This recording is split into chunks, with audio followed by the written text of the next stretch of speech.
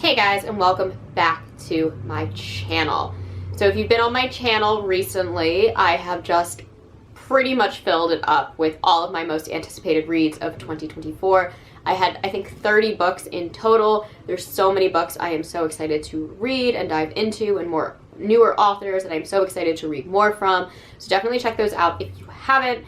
But it is a new year. I feel like everybody does resolutions. And I'm kind of iffy on whether I do New Year's Eve resolutions or New Year's resolutions every year. But I really wanted to fine-tune some reading resolutions. I've had a couple things that in the past couple of years I've been a little messy with, and I definitely want to kind of clear that up with my own reading agenda. I just made that sound way worse than it is. I just want to actually be more thorough with some of the books that I'm reading. Also, I do have a slight cold, so if my voice sounds a little weird, that is why. I do apologize for that, but it's not bad enough that I'm not going to film, so here we are. So first up for my New Year's resolution is I want to focus more on making sure that I hit my reading goals. Every year I set my reading challenge at 50, and then once I break that, I do try and get to 60 with an ideal goal of like 75. I have yet to ever make it to 75, but this year I didn't even make it to 60. I think I made it to either 58 or 59 books, so close to 60, but I did not do it. So I definitely want to put more time aside to read more and make sure I can really get to 70 books. I know there's some people who can do like 150 books in a year. I am not one of those people. I read very, very slowly, and I don't really do audiobooks a lot, so I do read physical books for the most part. So I do have to set aside time for that. I try to read anywhere between 50 to 100 pages a day. That doesn't always work out, but I'm trying. I am definitely trying. So that is definitely a big goal for me. Another large goal for me, and I always say I want to do this, and it's very rare that I get to do it, and I don't think I've done it since, I guess, 2020, but I want to finish a doorstopper. I want to start and finish a doorstopper. For me, a doorstopper is a giant novel, usually somewhere between 700 to anywhere over 1,000 pages long. In 2020, I read The Stand by Stephen King. I loved that book. It was great. It did take me all year to read. And then the very, very beginning of 2021, I did power through The Witching Hour by Anne Rice. But I wasn't working too much due to all of the closings during the pandemic, so that really helped me read a 1,000-page book in, I think, 4 weeks. Might have been less than that.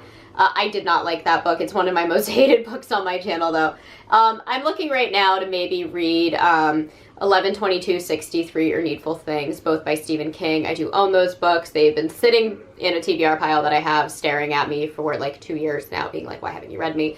But it is so hard for me to commit to long-form books because I always want to try and get through like 5 to 7 books every single month, and I know that some of those doorstoppers are really hard for me to get through, which is why another one of my New Year's Eve resolutions, or my New Year's resolutions, I don't know why I keep saying New Year's Eve resolutions, another one of my New Year's resolutions is to finish the 2 books that I have been slowly reading, one over the last like 8 months, the other over the last like 2 years, and that is Tana French's The Witch Elm and Carrion Comfort by Dan Simmons. I'm going to talk about these 2 separately very, very quickly. So The Witch Elm, let me read the premise for you guys. Toby is a happy-go-lucky charmer who's been out celebrating with friends when the night takes a turn that will change his life. He surprises 2 burglars who beat him and leave him for dead. Struggling to recover from his injuries, beginning to understand that he might never be the same man again, he takes refuge at his family's ancestral home to care for his dying uncle. Then, a skull is found in the trunk of an elm tree in the garden, and as detectives close in, Toby is forced to face the possibility that his past may not be what he has always believed. Okay, so this is not that long of a book. It's about 500 pages, so it's not crazy long. I am on page 165. But Tana French is one of those authors who I feel like every time I read her work, I really have to slow down. I've only read 2 books from her prior, In the Woods and The Searcher. I loved both of them. Both definitely required a lot of patience to read. She builds up a lot of atmosphere, a lot of characters, a lot of unique premises in her stories, but they are very, very, very slow burns, and the font is like super teeny tiny. So whenever I'm reading Tana French, I usually take weeks to read the book. This one is really slow going. It really hasn't like amped up for me yet, even though I'm 165 pages in, but I don't want to DNF it because I do really like it. It's just one of those books that isn't grasping me. So every now and then in between books or towards the end of the month, I will pick this up and slowly march through it. I think I'm going to be taking it on a trip with me recently and just reading it on the plane. Hopefully I will get like another 100 pages done. It's like a travel book for me. And then the second is Carrion Comfort by Dan Simmons. Dan Simmons is probably most famous for writing The Terror, which was turned into a TV series, as well as Summer of Night, which I promise I will get to. I have it on my bookshelves. I've been meaning to read it, but I just can't bring myself to start it until I finish this one, which is just so dirty and dusty. But Carrion Comfort. So this is a 740 page book. I'm on page 478. Also super tiny font. I'm going to read the back of this book. This book is intense. The past. Caught behind the lines of Hitler's final solution, Saul Lasky is one of the multitudes destined to die in the notorious Chelmno extermination camp, until he rises to meet his fate and finds himself face to face with an evil far older and far greater than the Nazis themselves. The present. Compelled by the encounter to survive at all costs, so begins a journey that, for Saul, will span decades and cross continents, plunging into the darkest corners of 20th century history to reveal a secret society of beings who throughout the ages may exist behind the world's most horrible and violent events. Killing from a distance and by darkly manipulative proxy, they are people with the psychic ability to use humans, read their minds, subjugate them to their wills, experience through their senses, feed off their emotions, force them to acts of unspeakable aggression. Each year, 3 of the most powerful of this hidden order meet to discuss their triumphs of induced bloodshed and deliberate destruction. But at this reunion, something will go terribly wrong. Saul's quest is about to reach its elusive object, drawing hunter and hunted alike into a struggle that will plumb the depths of mankind's attraction to violence and determine the future of the world itself. I've been reading this forever. Literally, I think since 2020. And it is a slow burn. It is very disturbing. It is very, very wordy and descriptive, as Dan Simmons is. But I like it. And so I want to eventually get through it. But it is just one of those books. It's a travel book for me. I read it when I'm on trains and stuff. But it's also really, really intense. And I'm just slowly getting through it. But you know what? That's how I read It by Stephen King. That's how I also read The Stand. And sometimes that works for me. So that is what I am doing with these books. But it is my goal to try and finish them this year. Hopefully I will. Hopefully. At least one. And then two more little resolutions. One's kind of just a resolution, and then another is my TBR at the moment, because I know that's probably why most of you clicked on this video. But there are so many authors that I have heard about and have yet to pick up their work. And the 2 most frequently spoken about on like Reddit and Bookstagram and like frequently recommended in like bookstores to me are S.A. Crosby. I own Razorblade Tears, which I will definitely be reading this year. And then Simone St. James. That's another author that I've heard a ton about but have yet to pick up her work. I actually don't own any of her books yet, but she did Sundown Motel, which I heard was really, really good, and the Book of Cold Cases, and has some new books coming out, and has a new book, I believe, coming out this year. So those are 2 authors that I really want to focus more on because I've heard so many good things about them and have yet to pick up their books. And last but not least, let's go through my current TBR list. These are the books that I'm hoping to get through within the next month or 2. I am currently reading Don't Feel the Reaper by Stephen Graham Jones, so I'm not going to include that in this list. But I don't have too many here, but just some fun ones to share with you guys. First up, I want to read Full Immersion by Gemma Amore. I received this in both my Nightworms package as well as an Abominable book box, which should have told me that I should read it, but I didn't grab it. And the reason I want to read it now is because I read her short story in the October Screams anthology about a month or 2 ago, and I loved it. I thought her writing was really, really humorous, so I definitely want to read more from her. The premise on this is, Magpie is out of ideas. She's desperate enough to try anything.